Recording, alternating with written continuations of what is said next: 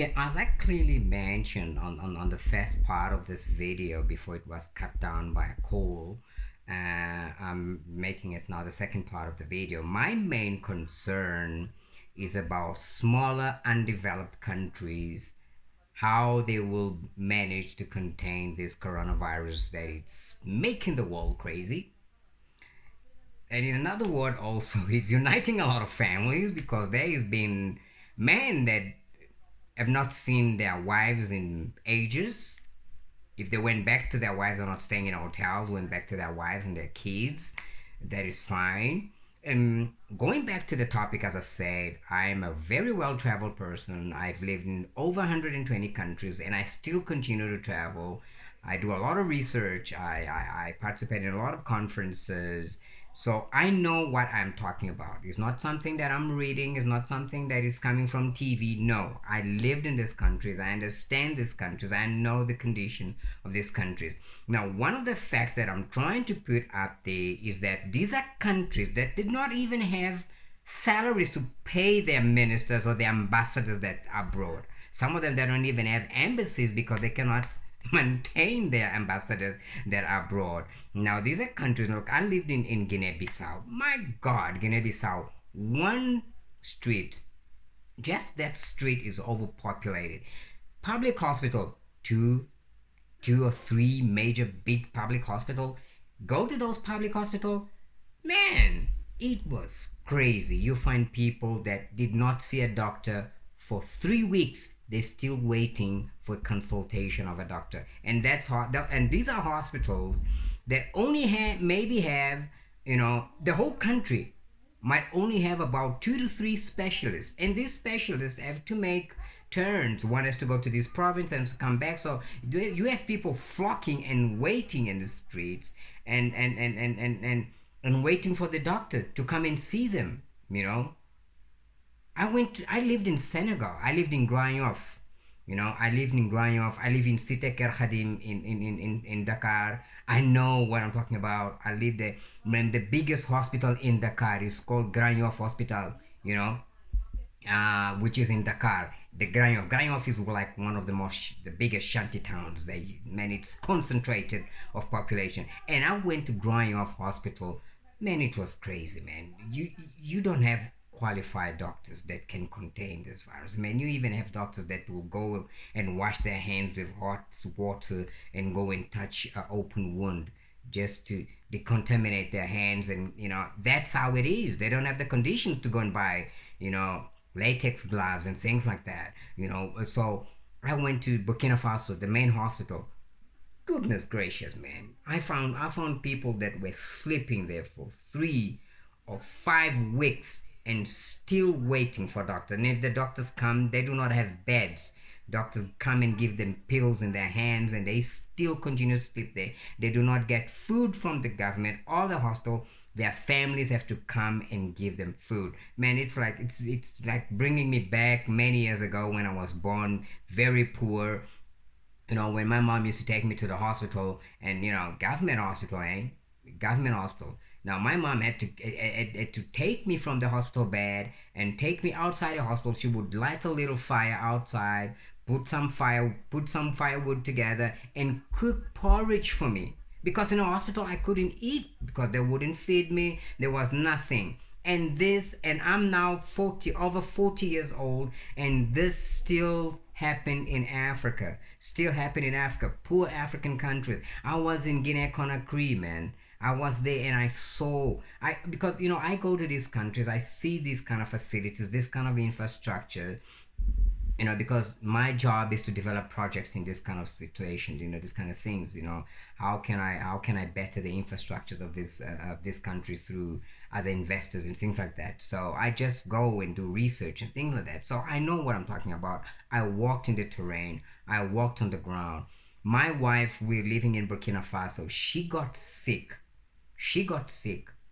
And she got an infection from a taxi because in these taxis that in these countries they carry goats. They carry fresh food, and you know, a guy just went to the butcher and put meats on the seat of the taxi, and you're gonna come in 5 minutes and you're gonna sit in that seat that was full of blood of goat that they killed somewhere.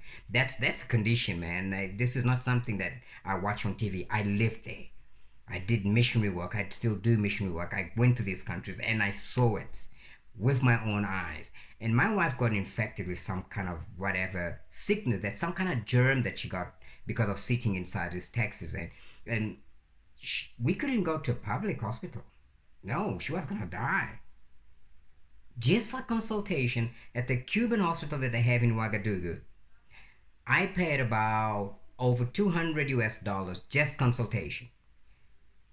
Not alone, I have to go and buy medicine for my wife, you know, to treat her. And she and by that time I couldn't afford to keep her inside that hospital. It was a small clinic, so I had to make a consultation, pay the consultation, thank the doctor, the Cuban doctor. You know, I speak Spanish, so I spoke to the Cuban. They took care of my wife, gave me the right medicine. I took my wife home, and I had to go and buy medicine at the chemist. Some medicines the chemist did not even have because, okay, we have to wait from France. Oh, on attend encore l'avion qui va arriver de France. As they said in French, I'm still waiting for the plane to come from France. They're bringing some medicine, and then we can sell it to you. And then I had to wait for a week to go and buy this medicine for my wife because she was sick, you know.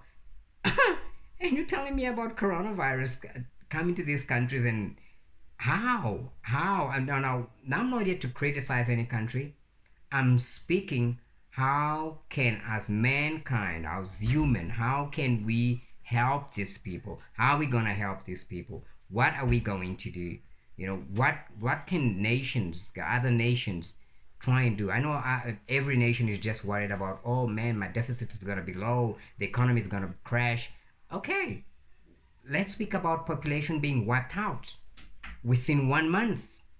If Italy is dying 720 within 24 hours or 28 or 48 hours, imagine a population like Micronesia, Tonga, Samoa. These are small population, and these countries get tourism in a year like crazy.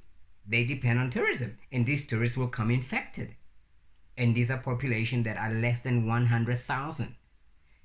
10 people get infected in that country, you wiped out the whole population. Even the president does not even have a bunker to go and hide himself. No, he doesn't. Micronesia, how? Tonga, how? These countries do not have the conditions. If Australia has to take care of their own situation, New Zealand, which are the most developed country within those regions, India has to take it. Not even India is going to have the condition to take care of all Indians. Imagine these small countries. So this is my worry. How are these small countries going to take care of themselves? The only solution, I think, is God. God is the only one that can help them. God is on. Look at Lesotho, Swaziland. Man, just South Africa itself, you go to Chris Hani Baragwanath, man, you see how that hospital is packed. Government is already scrambling, you know, to see how they're going to, you know, see how they can contain this and control this pandemic, you know. Speak about Lesotho and Swaziland. Speak about Mali. Speak about, SADC, within SADC, still SADC, Mozambique. Speak about, let us not go far. Let us not go far. Now, this is where you test the leadership of these countries. They were stealing money from the people, taking money from the people. Look at Angola. Do they have the conditions? The hospitals? Do they have the infrastructure? No, they don't. They do not. They do not. So this is very bad. You know, what we can say, all I can say is that we have to pray. We have to pray. We have to come together in prayer, because right now, money does not talk. Money does not talk. And coronavirus is not identifying if you have money or you don't have money. It's attacking.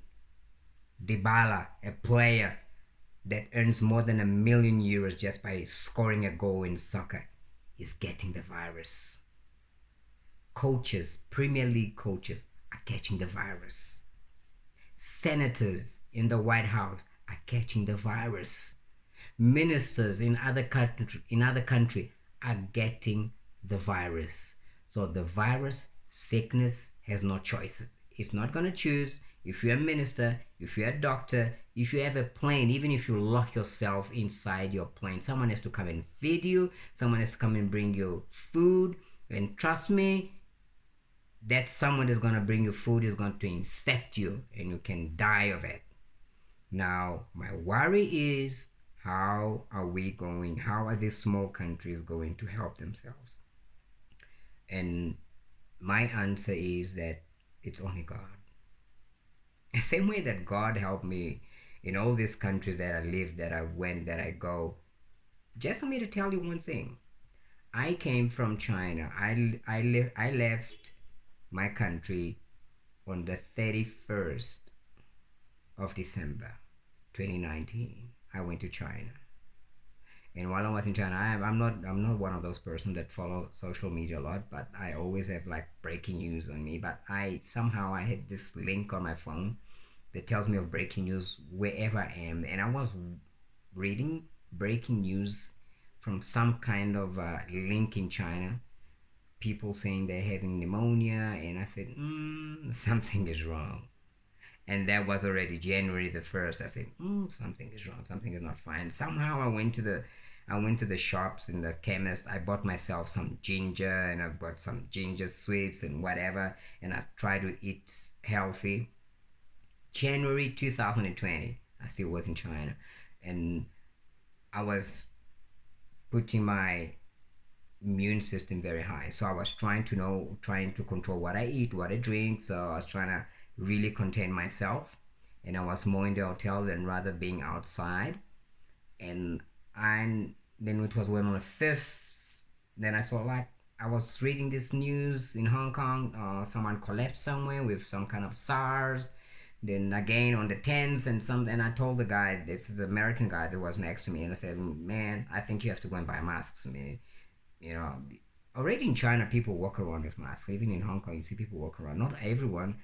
Now everyone is wearing one. So I went, and I downstairs from the hotel where I was, there's a building and construction material shop. They sell goods, and so I told people, man, just get masks.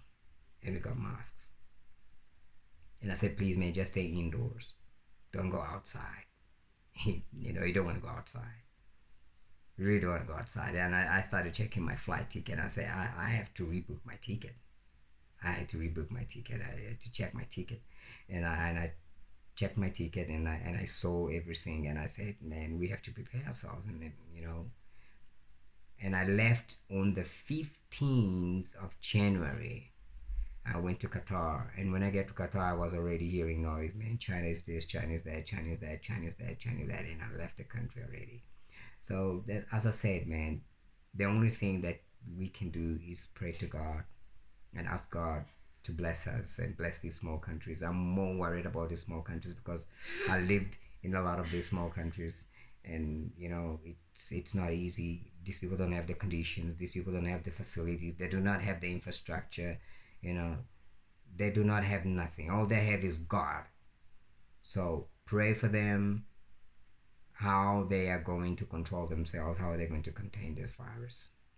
And I think for you guys, if you want to leave your comments, please leave your comments, and please subscribe to my channel. I always post some verdicts or whatever nonsense that I post, but please subscribe and push that like button.